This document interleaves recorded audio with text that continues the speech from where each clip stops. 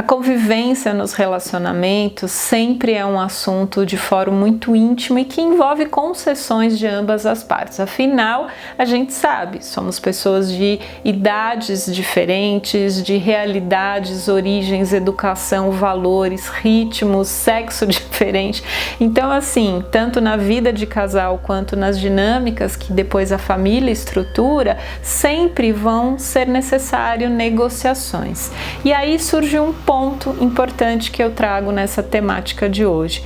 Como é a tua participação diante de tensões e conflitos? Você acaba exercendo com frequência esse polo de ser a mediadora, que faz as conciliações, a que está sempre, multiflexível para se adaptar às expectativas do outro, visando um resultado que seja para o bem comum, ou você consegue manter posicionamento?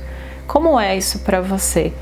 Recentemente, em um dos meus atendimentos, essa questão surgiu assim de uma forma muito intensa, e o incômodo trazido por essa pessoa era justamente o fato de, desde muito pequena, ela ter quase como uma responsabilidade assumida e pré-exigida dos familiares que ela tem, de que ela é a bandeira branca da paz. Ela tem esse dom, ela é como a boa menina que desde muito jovem fez essa ponte entre lugares tensos. Muito tempo já se passou e hoje ela, por volta dos seus 47 anos, traz esse cansaço. Por que sempre eu que tenho que conciliar? Por que as pessoas não podem, com maturidade, olhar para suas dificuldades e buscar um ponto de diálogo ou de limite ou até de afastamento, caso seja necessário e impossível conviver? E aí a gente foi trabalhar, era um atendimento de constelação.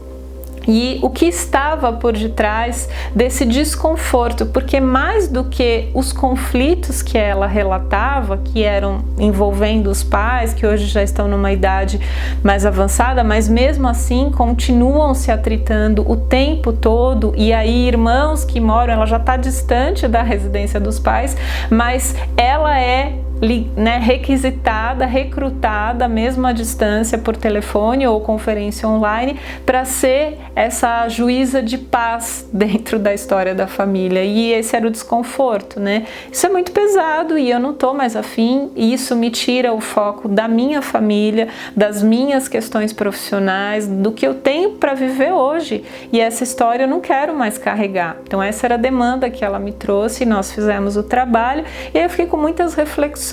Por quê? Tocou muito a minha história pessoal. Aí eu fui me vendo à medida em que ela relatava, claro que com as suas particularidades, mas eu vivi muito tempo nesse lugar de ser a filha que é aquela que transita muito bem, aquela que sabe mediar, que conversa ali e aqui, que consegue ter elos de conexão que podem aproximar e conciliar tensões. E isso também pesou para mim. Por quê? O que tem por detrás para a gente olhar juntas aqui? Primeira coisa importante é que esse lugar de ser conciliador, ele traz ganhos secundários. Primeira coisa é porque a gente se sente importante. É como se a gente exercesse um papel único dentro do núcleo da família que nos distingue dos demais. Então tem um lugar onde há uma certa vaidade, uma certa, vamos dizer assim, até um orgulho, um auto-reconhecimento de que, puxa, nisso eu sou boa, nisso a família conta comigo. Até um certo ponto isso é um ganho ok, positivo. Porém, o que não é percebido, e do ponto de vista sistêmico é muito importante a gente validar, que há um peso. Por quê? Porque essa responsabilidade ela está sendo assumida em nome de uma carência.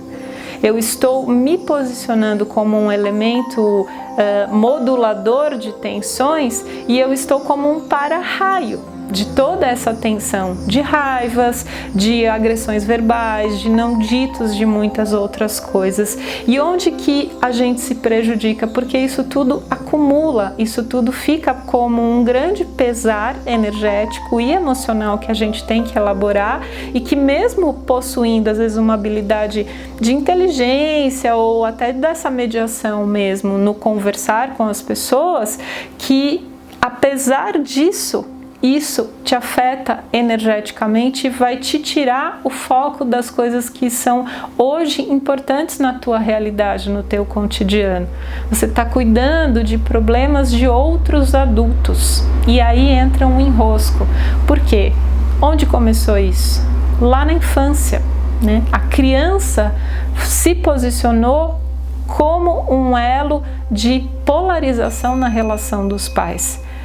Conflito existia, haviam questões desse feminino e desse masculino da alçada deles, e por uma inadequação ou talvez até por não terem recursos para lidar, até uma certa manipulação emocional, sabe lá, né? Cada contexto, cada família com a sua história, mas o auxílio dos filhos vem como assim, me ajuda porque eu não estou conseguindo lidar com isso. E aí a criança assume esse lugar, eu sou a ponte. Porque no mais profundo, a frustração que a criança quer evitar é o rompimento do elo, é a separação dos pais. Então ela assume essa carga, eu me sacrifico por vocês, eu abandono a minha infância, a minha pureza e tomo uma responsabilidade da qual realmente eu não tenho noção do que eu estou fazendo aqui, né? Mas faz, e faz de coração, e faz por muitos anos, e às vezes tantos anos que perduram-se por décadas esse comportamento. Mas esse ganho de ser aquela reconhecida bandeira branca da paz, ele traz primeiro um medo do vazio, ele traz um lugar de manipulação emocional, né? E também ele tira da criança essa pureza original que é tão necessária e preciosa, que é a gente ter essa condição de ser a pequena a que recebe dos pais. Eu perco esse lugar porque eu entrego, eu vou dar soluções, eu vou dar respostas, e isso me rouba a minha infância, me tira dessa pureza original tão importante, que é onde a gente pode nutrir a essência do nosso ser criativo, espontâneo, fluido e naturalmente confiante, naturalmente disponível para aprender com aquilo que vem da vida, do grande para o pequeno.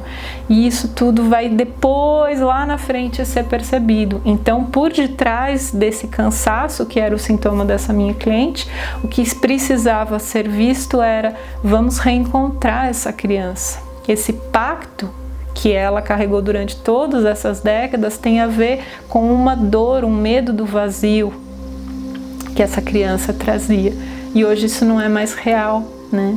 E ela carrega isso ainda. Então a gente reencontra essa criança, a gente traz o acolhimento para que essa adulta converse com essa criança interna e então ressignifique esse passado. A gente vai reorganizar ele de outra maneira. Essa história, esse conflito não é assunto seu, minha criança. Essa história pertence a papai e mamãe, e somente eles podem cuidar disso.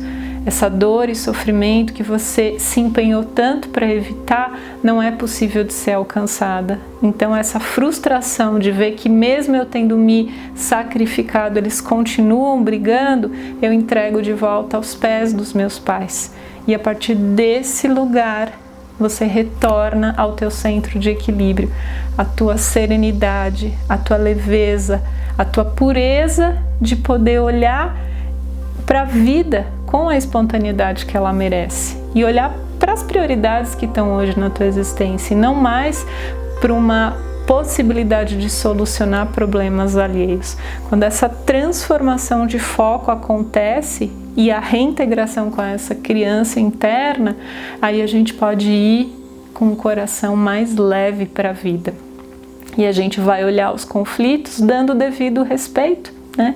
Honrando esse destino turbulento que a relação dos pais teve. Esse é um assunto que não lhe cabe mudar, porque isso é uma história que começou muito antes de você nascer. E quando a gente fica leve em relação a isso, e falo por experiência própria, porque eu fiz esse reacordo com a minha criança interior, aí eu não preciso mais viver repetições de conflitos na minha vida, onde eu sempre acabo tendo que reassumir esse lugar de conciliador.